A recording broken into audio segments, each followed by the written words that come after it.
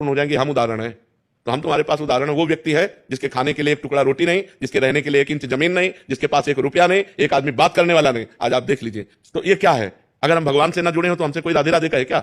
भगवान का ही तो सारा वैभव है। अगर आप ईमानदारी से भगवान का भजन करोगे तो जिन्होंने 1 सेकंड में अनंत ब्रह्मांड बना दिए, वो हमारे लिए सुख की व्यवस्था क्यों नहीं कर देंगे? ये सब भगवान से ही जुड़ने से तो है। अगर हम भगवान के ना हो तो थोड़ा सोच लो, हमारे पूरे परिकर में शासन है, चाहे बच्चा हो चाहे बच्ची हो, बिल्कुल धर्म से चलो, ऐसे किसी से मत कर देना। ऐसे रख देता है तो बाबा जी हैं, भिक्षुक है। अगर ऐसे नहीं करना, जो भगवान दे दे उसी से चलना है। तो भगवान के सहारे रहने से, भगवान का नाम जप करने से इस लोक में भी माला माल हो जाओगे, इस लोक में भी, परलोक में तो हो ही जाओगे, इस लोक में भी। पर पहले हम ये आपको समझना होगा कि जैसे आपके पाप है 500 ग्राम और आपका भजन है 25 ग्राम, तो आपका लोड कितना है पाप का? अभी काम नहीं बनेगा। जब 500 क्रॉस कर जाओगे तब माला माल हो जाओगे। जब आपका भजन 500 क्रॉस करके 600 में पहुंचेगा तब सब सिद्धियां रुपया पैसा सब मारा घूमेगा, क्योंकि भगवान सबके स्वामी है और आपने भगवान का भजन किया तो सब कुछ प्राप्त होगा। इसलिए चिंता नहीं करना चाहिए, भगवान का चिंतन करना चाहिए। महाराज जी, एक तरफ तो कामना करनी पड़ती है फिर भी पूरी नहीं हो रही। महाराज जी, हम आपके आश्रय जन है, हमने तो ना चाह की, बट हमें इतना भरोसा कि महाराज जी आपके आश्रय में, प्रभु के आश्रय में। इसमें क्या है कि हम लोग भगवान को पूर्ण जब समर्पित हैं, तो जैसे माँ को चिंता होती कि बच्चे को बाल भोग करवाना है, बच्चे को राजभोग कराना है, चल अब खेलना बंद कर, बाल भोग कर, राजभोग कर, ऐसे भगवान हमारी व्यवस्था करते हैं। हम कामना नहीं करते, पर वो भगवान व्यवस्था करते हैं आगे से आगे। हाँ करो सदा तिनके रखवारी, जिम बालक राखे मातारी। आगे से आगे भगवान व्यवस्था करते हैं।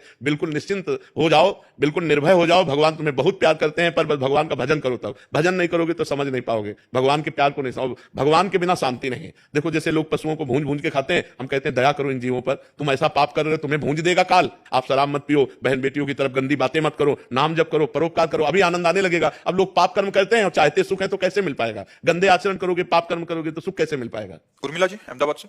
राधे राधे महाराज जी। महाराज जी, हमें भगवान से संसारिक सुख मांगने की प्रार्थना करनी चाहिए? जरूर। हम संसार में हैं, अगर हमारे अंदर कोई आकांक्षा है तो अन्न से ना कहकर भगवान से कहना चाहिए। भगवान ने 4 प्रकार के भक्त बताए हैं, आर्त, अर्थार्थी, जिज्ञासु और ज्ञानी। आर्त संकट निवृत्ति के लिए केवल भगवान का आश्रय, अर्थार्थी धन प्राप्ति के लिए केवल भगवान का आश्रय, जिज्ञासु अपने आप को भगवान के चरणों में समर्पित करने के लिए जो ज्ञान चाहिए, हमारी हर जिज्ञासा की पूर्ति जगत गुरु भगवान से, और ज्ञानी जो भगवान में अभेद हो चुका है, जो भगवत स्वरूप हो चुका है, ब्रह्मविद ब्रह्म भवति। तो हमारे शास्त्र आज्ञा करते हैं कि अगर हमें अर्थ की प्राप्ति चाहिए तो केवल भगवान से चाहिए। हम भगवान के ही आश्रित रहें, किसी व्यक्ति के आश्रित न रहें, और प्रयत्न करें, प्रयास करें, खूब नाम जप करें, भगवत स्तोत्रों का गायन करें, भगवत आराधना करें, और भगवान से धन चाहें तो प्राप्त हो जाएगा। पर ध्यान रहे, जब तक पाप रहेगा तब तक नहीं प्राप्त होगा। जब आपका पाप क्षय पहले करेगा नाम जप, तब आपको प्राप्ति होगी। केवल कामना करने से धन की प्राप्ति नहीं होगी। देखो पद की प्राप्ति ध्रुव जी के मन में आई तो जाकर तपस्या की मधुवन में, मथुरा में आकर तब प्राप्त हुआ। ऐसे कुछ नहीं प्राप्त हो जाता। आपके पास तप हो, आपके पास भजन हो, आपके पास साधना हो, तब आपकी कामना पूर्ण होगी। आप व्रत नियम